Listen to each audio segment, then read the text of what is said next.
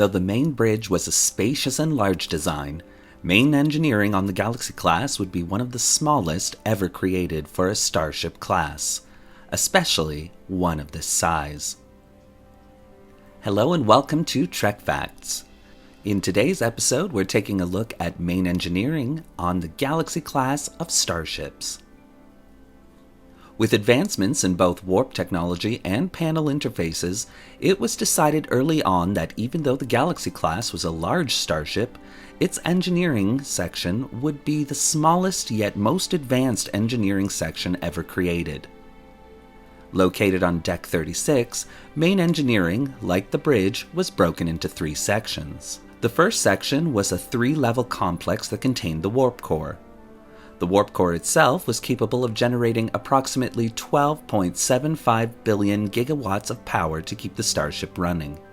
The warp core spanned 12 decks, with the deuterium or matter tanks being located at the top of the core on Deck 30, and the antimatter tanks located at the bottom of the ship on Deck 42. Warp speeds above 9.3 were beyond the red line for this class of starship. The maximum emergency warp speed for the Galaxy class was warp 9.6, which could be maintained for a few hours, though many Galaxy class starships would actually surpass this speed limitation. The warp core itself could be monitored and observed from either the upper or lower levels accessed by a wall ladder or a single-person lift. Magnetic constriction segments connected the matter and antimatter reactant injectors to the reaction chamber, which contained the dilithium crystal articulation frame that could be accessed via a hatch on the chamber itself. The chamber included dilithium regulators and anti-proton injection seals.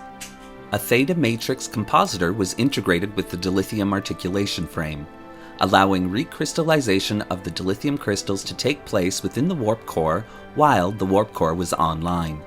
Power transfer conduits led from the reaction chamber to the EPS power taps, which then either ran the warp plasma to the nacelle plasma injectors and then the warp coils to initiate warp travel, or to the EPS power distribution nodes, which then provided systems power throughout the ship. Coolant conduits responsible for keeping the core temperature at specific levels ran through the back of this room, and a main engineering component panel was located to the left of the core itself. In emergency situations where the warp core was either in danger of overload, or if coolant began to leak within the section, an emergency door could be brought down to isolate the section. Although this door could not prevent a warp core breach from destroying the ship, it could prevent lethal chemicals and radiation from permeating the rest of the ship. Other emergency procedures, including shutting down the warp core or ejecting the entire core assembly through a jettison port at the bottom of the ship, also existed. If the core was still intact and not in danger of explosion, it could be monitored and controlled from either outside the emergency bulkhead door in engineering itself or from the engineering console on the main bridge. The second section was known as the Engineering Office. This section housed a transparent aluminum glass over a desk-like console, which looked upon the warp core itself. From here, the chief engineer or any engineering officer could monitor the core, ship systems, or conduct research for any mission-specific requirements. A main bank of isolinear chips located to the left of the engineer's desk provided the necessary informational links and operating system programming between ship systems and consoles throughout the ship. Without these chips, the ship's command functions could not be accessed. The third and final section was the main staging area for engineering itself. In the center of this area stood a large table which could access any and all systems aboard the ship. It was from this area that most engineers would be stationed to monitor the vital systems aboard the ship. The ship's auto-destruct feature was required to be activated from this center table as well. Here, the commanding and first officer would authorize the sequence, and then termination of the self-destruct could only be executed from the main bridge. Originally, the destruct function had a 5-minute time limit. However, after upgrades were completed on this class, this time limit was lifted and left up to the commanding officer to decide. Directly beyond the table between the access corridors to the rest of the ship stood a large Master Systems Display Panel, or MSD. Having a large graphic of the ship itself, this MSD could notify the engineering department immediately should an irregularity in any of the ship's systems occur aboard the ship. Other consoles designed to monitor specific ship's functions, including impulse propulsion and life support, lined the walls of this area. The impulse engines were powered by fusion reactors. These reactors were capable of powering other ship systems, though at a fraction of the amount generated by the warp core. These reactors were also fed from the ship's deuterium fuel supply, but no antimatter was required. Due to the relativistic time dilation paradox that is created as a starship reaches speeds closer to the speed of light, impulse power was limited to 25% of that of Warp 1. But in emergency situations, this speed could be increased, though at extreme risk to the ship and crew. In emergency situations, the impulse reaction assembly could also be ejected. Engineering was also responsible for monitoring the navigational deflector system. This deflector was necessary for safely traversing interstellar space by emitting a field in front of the ship which pushed interstellar particles aside. This was extremely necessary, especially during warp travel. Another two important engineering systems were that of the structural integrity field and inertial dampening system.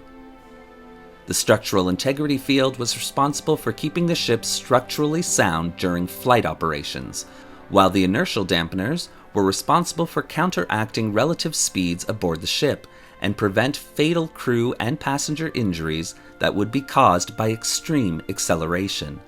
This was accomplished by generating a controlled series of force fields which absorbed the inertial forces. Multiple system redundancies were included in every starship system to prevent catastrophic failure. In fact, Starfleet starships were renowned throughout the Alpha and Beta quadrants for their safety precautions they included within all of their designs of their starships.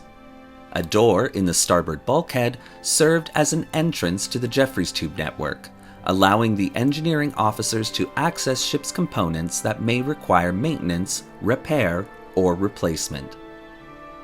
Engineering would see many improvements and upgrades throughout the Galaxy class's lifetime, and these upgrades would further increase the power availability of this class of starship. Main engineering could also serve as a backup control center in the event of failure of both the main and battle bridges.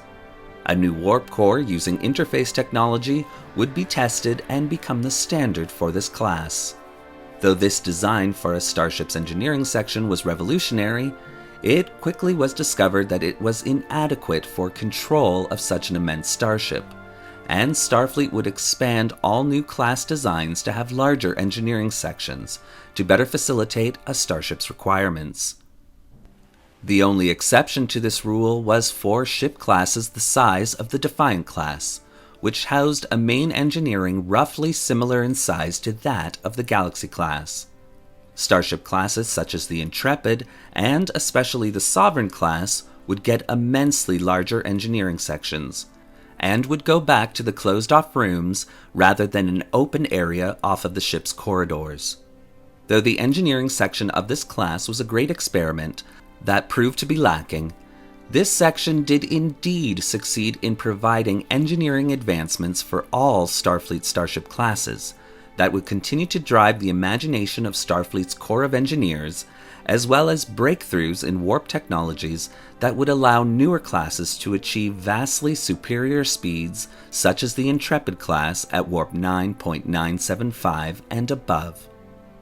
For this reason, this class's engineering section has earned its place in Starfleet history.